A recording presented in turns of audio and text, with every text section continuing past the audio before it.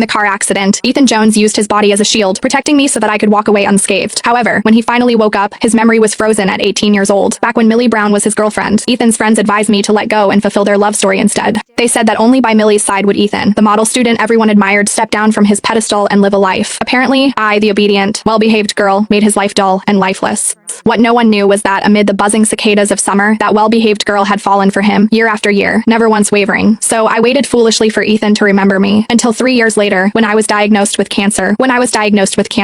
On that very day, I finally saw the surprise he had mentioned, preparing for me before the accident. Only then did I truly let go, and when he handed me the divorce papers once again, I signed my name. After leaving the hospital, I went straight to the cinema. The manager was already waiting for me at the entrance. "I'm very sorry, Miss Ellis. This tape was stored 3 years ago, before Mr. Jones's accident," he explained. "After the accident, it suddenly went missing. That was our mistake." I waved my hand, signaling that I didn't mind, and followed him into the screening room. As soon as I sat down, the lights dimmed. After the accident. Then, on the large screen, a figure appeared, one I knew better than anyone else. "Sadie, today is our 5th wedding anniversary." Through the screen, his gentle gaze landed on me. "I'm not someone who struggles to express himself," he continued, "but when it comes to you, I never know how to put my feelings into words." Even through the camera, he looked shy, his ears flushed red. "We met young, but we fell in love far too late. Please forgive me for not realizing it sooner and accept my love." The video ended, but I sat there for a long time, unable to move. So that was the surprise he had prepared 3 years ago. A confession. The day before our anniversary, he had cleared his schedule and taken me camping. The next day, as we were heading down the mountain, he told me he had a surprise waiting for me. However, before we could leave, a car driving the wrong way crashed into us, forcing our vehicle off the cliff. In those few seconds, Ethan unbuckled his seatbelt and wrapped himself around me. While I survived without a scratch, he hovered on the brink of death. The image froze on his pale face, and I stared at the screen greedily. "You idiot," I whispered.